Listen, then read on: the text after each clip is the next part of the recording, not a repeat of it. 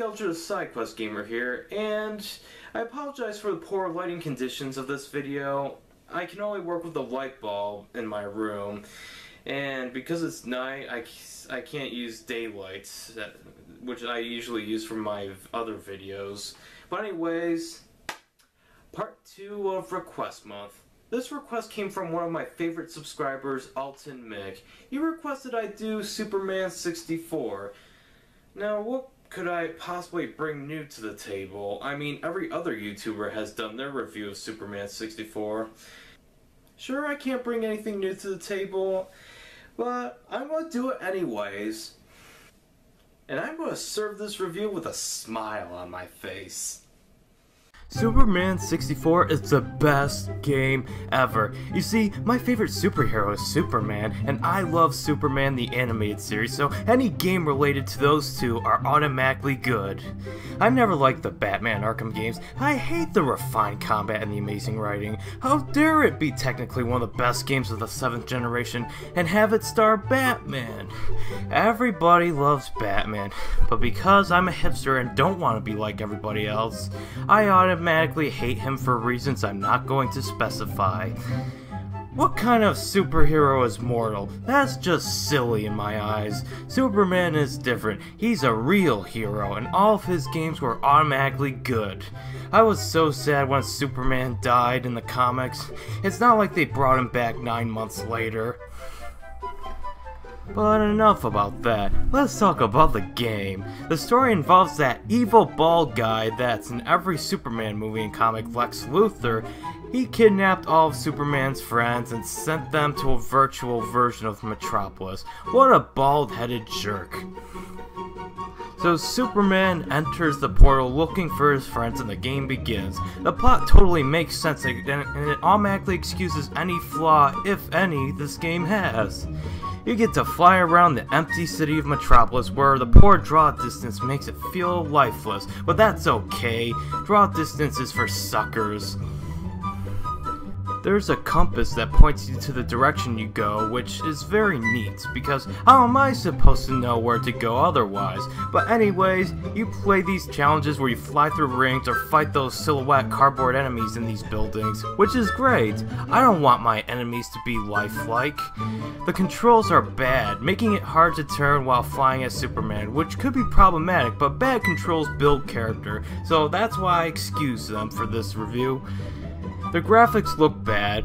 You can hardly see the facial features of Superman and friends, but that's okay. Graphics are perfectly excusable, except for Bubsy 3D, because Bubsy isn't a superhero like Superman, so that makes it totally excusable.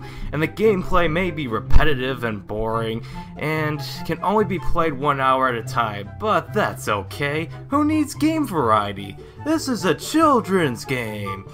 The game delivers on that, the repetitive gameplay, and knowing Superman is nearly invincible and can hardly take any damage, that makes this game better than your favorite game.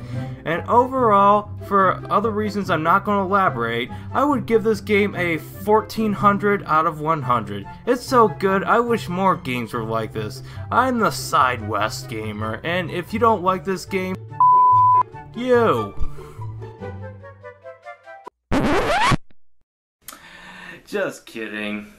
For all the reasons I said it was great before, no, those are reasons why the game actually sucks. But let's go on to the development history of the game. Okay, now on to the actual review. Apparently this game was developed by Titus Software, who previously made games like Dick Tracy, and Blues Brothers, and Blues Brothers 2000. So much faith in this developer already with masterpieces like those. And apparently during development, DC Comics and Warner Brothers supervised the development heavily, restricting what power Superman was allowed to have in the game and mandated many aspects of the gameplay to the point that the final product only had 10% of the original game's design. To add salt to the wound, the very big wound might I add, the game's release was delayed by 6 months due to Warner Brothers' lengthy approval process, and apparently those idiots thought this was okay enough to cash in on it full price, despite having major problems. But what am I saying? This is Warner Brothers we're talking about here. These are the same people who are more concerned about how the character is used rather than if the game is functional or not. These are the same people who thought the PC port of Batman Arkham Knight was okay to sell for $60 when quality assurance people clearly stated that during development that the game had some errors, but they didn't want to fix that. As long as the character was used fine and properly, they could sell it for $60. Well, at least the PC port of Arkham Knight was playable. This is not. I mean, I understand some bad games are bad because they were rushed out the door, but 6 months! I mean, during its lengthy approval process, didn't Warner Brothers at least, try to mandate they improve upon this or that? No, they didn't. They just want to make sure that their character was used properly. Also, it doesn't help that the music is kind of forgettable. It's probably the best part of the game, but even that is not saying much. It's kind of that typical orchestra that plays in the city traversing segments you would expect to hear in a typical superhero game. But one thing worth mentioning in terms of sound direction is how mixed it is. For a cartridge with limited space, the voice clips, mostly Superman's, were very clear, surprisingly. But Lex Luthor's voice clip was kind of choppy. I don't know why. They did get the cast from the show Superman the Animated Series to reprise their voices for this game, most notably Tim Daly, who voiced Superman. You might have seen on the highly underrated sitcom Wings. He reprised his role of Superman, and he's probably the best voice actor in the game. Clancy Brown, known as Captain Hadley on Shawshank Redemption, reprised his role as Lex Luthor, but it kind of seems lifeless in this game. Then there's Malcolm McDowell, who Alex from A Clockwork Orange, reprised his role as Metallo from the show in this game, and I really have no opinion on that, but with a rich voice cast consisting of once A-list actors as well as A-list voice actors, they've probably blew most of the game's budget on hiring them instead of getting imitators. So overall, this game would get my 1400 out of 100, but only in terms of fractions. 1400 divided by 100 equals 14, which is what this game is on a scale of 1 to 100. So this game gets my overall rating of a 14 out of 100. This game is so unfinished, nearly unplayable, but it was more fun than Bubsy 3D. This game is more boring than anything, and the game does end on an unresolved cliffhanger, so this game, while not the worst game ever, would make it on my top 20 worst games. Definitely one of the worst games I've reviewed so far.